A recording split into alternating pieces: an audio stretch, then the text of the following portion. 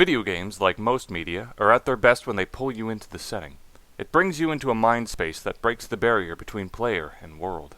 You can, in some instances, even forget that you're playing a game at all. There are a lot of things that can disrupt your experience. Bugs, bad controls, lousy or infrequent checkpoints, and frustrating mechanics can suck you right out of the game. But even if a game doesn't hit everything perfectly, I believe it's important to appreciate the times they do succeed. Outer Wilds, not to be confused with the other spacefaring adventure game, The Outer Worlds, yes, confusing I know, manages to hit a number of those precious immersive moments with only a few blemishes that draws it back. At its worst, it's a trudge of obnoxious moments that make you question why you even keep coming back. At its best, it's a triumph of lateral thinking and deductive work that repeatedly rewards the player for considering new solutions, and subtly building not only their repertoire of techniques, but expanding the world at the same time. It seems depressingly too common nowadays that I find myself getting stuck on puzzles, and instinctively looking up a solution online. There are many reasons this can be acceptable. After all, long gone are the days where I can spend 8 hours bashing my head against the wall in order to randomly find the solution. Even today, developers still feel the need to waste our time with nonsensical unmarked quests and token collectibles. But it's hard not to feel a pang of regret every time you do look something up. It's like you're giving up and admitting you're not smart enough to figure something out. With a few exceptions, Outer Wilds succeeds in avoiding this. You're given a short, skippable tutorial at the beginning of the game. It's pretty standard, as far as areas like these go. You have basic movement, a jump, a chance to maneuver a landing craft that's affected by gravity, a launchable scout that doubles as a remote camera and light source, a camera that can detect invisible green death gas, a signal detector that gives you a directional indicator telling you how far away the signal is, and a jetpack that can propel you left, right, forward, backward, and notably, up and down. For the entirety of the game, this is functionally all the tools you're going to get. Although that's not entirely true. These core tools never change. You can skip all of these if you'd like and rush straight to the end to get to your ship. Heck, I even accidentally skipped an area with a quantum rock display on my first run-through, but nothing properly prepares you for what you're going to experience when you first set off. It's actually one of my favorite things about this game. Every time you think you have something figured out, the game throws a curveball at you. Either you discover something new in the environment that changes the way you look at your tools, or it so overwhelms you that you end up mindlessly flailing and panicking, causing your brain to stop working. This way?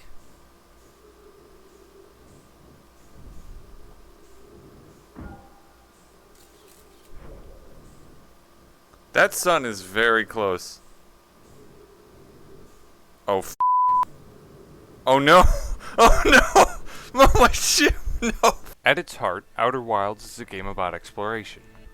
Part of the game's learning curve is in finding new information by having it lead you to new locations breadcrumb style, or discovering techniques or vital info that can get you past previously impassable obstacles. This is told in two ways, through text, in the form of mysteriously advanced passages from a previous civilization, and naturally through exploration. Normally, I'm not usually a fan of the former style of information gathering. I think in most cases, developers use these text logs as an easy way to drop exposition, without having to put a lot of work into it. But in this case, I think it's executed well. All of the text logs are put in places that make logical sense, and it's clear the developers went through a lot of trouble to balance keeping info in reasonable places without overloading you all at once, and spreading it in places that are never out of sight, but can be deceptively difficult to reach. This is also what makes up a large part of the puzzles in this game. Many locations may have a clear spot on the map, but no obvious entrances. A door or tractor beam may be broken, or there may be a deadly obstacle in your way, forcing you to find another way around. There is almost always another way around. This is in large part due to the way the planets are built. No one planet is particularly large. In fact, you can very easily walk around an individual planet in at most 30 seconds. This means each planet looks very big from the ground, but there are always 3 or 4 landmarks you can use to orient yourself towards your next goal. Signs and clues are hidden everywhere, often right next to the same blocked paths you're stuck at. The game rewards you for searching your immediate surroundings by cluing you into alternative paths. In fact, in many cases, once you've made your way the long way around, it will show you faster paths and shortcuts that can save you time on future trips. And during all of this, a guide will show up in your ship, cataloging all the information you've discovered so far, as well as pointing out if you've missed something in a particular area you've already visited. Some of these puzzles work better than others. I could point to the areas that require you to come back at specific times, like the Ember Twin and Brittle Hollow, or the more dangerous trial and error locations that you'll likely have to visit at least twice, like the Dark Bramble. Some solutions can be frustrating. More times than one I either missed my chance to access the right timing and ended up being forced to reload my save, or abandon that path and begrudgingly check another location while my opportunity came up again. I know there were a lot of times where it seemed like I was stuck, only for me to gain a sudden burst of inspiration by checking my ship's log for something I may have missed, or rechecking the environment for environmental solutions. Time plays an important factor. Some planets have unique mechanics based on how much time has passed. This can lead to very frustrating moments when you come to a place, only to realize you came too late, but also excellent moments where waiting can unveil new paths. I found that the good outweighed the bad. I would often forget that timing could be important, leading to a lot of situations where I would accidentally stumble upon a solution and only later discover that I had came at the right time. It's one of the greatest strengths of this game when you can accidentally find solutions to puzzles you may not have even been working on without even realizing it. More often than not later in the game I would go to a location only to realize that I already had all the prerequisites for solving a puzzle. It makes those moments where you have all the answers extremely gratifying, and the moments where you don't turn into a treasure hunt for the pieces you need to continue. It's very easy to get lost in this game. Not in the literal maps, in fact the whole game takes place in a single solar system of roughly 6 planets or so, but it is easy to get lost in the exploration. More times than one I found myself heading somewhere only to stop when I saw something that looked interesting on the horizon. I really like this song.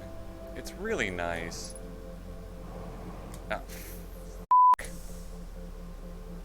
Oh, that's very bad. Oh, that is very bad. Oh no! Luckily, this is just one of the many ways to play. Want to follow the trail of messages as they ping-pong you from place to place? Easy enough. Get distracted and go chase the cool thing out in space? You'll get new insight that you may not even know what to do with. Want to head to a single planet and explore it completely from top to bottom? No problem. Although in some areas you find you may not be able to clear it out 100% without getting lucky or finding the right path through trial and error. All of these are perfectly valid ways to play, and because the game gives you all the tools you need at the beginning, it gives you the ability to tackle these obstacles in any order. This of course means you could, theoretically, beat the game in about 22 minutes. In fact, with prior knowledge it's quite easy. But this brings me to an important point. Exploration is the most important part of Outer Wilds. In many situations, the solar system you run through can be very atmospheric. There are sand-swept caves, subterranean oceans, burning satellites, and misty, impossible spaces lurking with danger. Some of the best tricks are when the game messes with space, fitting impossible objects into even more impossible locales. I've done my best to limit showing you too many of these places. After all, discovering new locales, finding new shortcuts, and unraveling each mystery as you stumble upon it is the most crucial part of a game like this. Even the footage I've shown you up to this point I would consider potentially spoilers, although perhaps not in the traditional sense.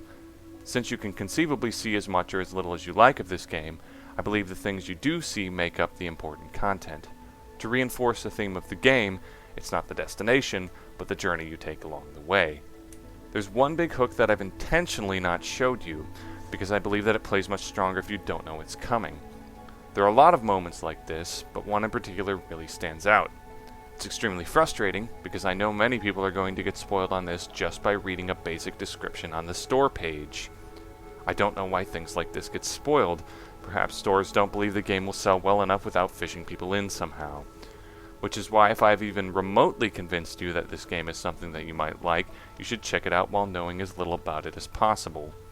I genuinely believe that the more of the Outer Wilds you see for yourself, the more you'll enjoy it. I realize that it's paradoxical of me to talk about avoiding spoilers when I've done nothing but do that for the entirety of this review. I am of the belief that some minor controlled spoilers are acceptable if it gets people to play something that they may have never tried in the first place otherwise. You never know if it will turn out to be a game that you'll really love. Outer Wilds is currently retailing for $25, although it's also available for anyone who has an Xbox Game Pass, which makes it a no-brainer pickup for me. I ended up clocking in about 18 hours with 100% completion, which is admittedly still a lot more than I would have guessed, considering how small the game seemed when I first started it. I would expect most people to find an ending after about 10 hours, depending on how thoroughly you want to search the worlds. I personally think $25 is a perfectly reasonable price for this type of quality of content, but if you waited for the price to drop on a sale, I certainly wouldn't fault you on it. Of course, the longer this game is out, the higher the likelihood its content will be spoiled for you, so take that with a grain of salt. I'm somewhat at a loss here. Normally I'm not the type to spring out on indie games like this. In most cases, I like to be sure the money I'm spending isn't going to be wasted on a mediocre product, so I don't usually spring for something without several solid recommendations. I went out on a limb with this game, and I have to say I was pleasantly surprised at its polish, excellent world design, and exploration of deep philosophical and physics concepts. If you're interested, give it a look.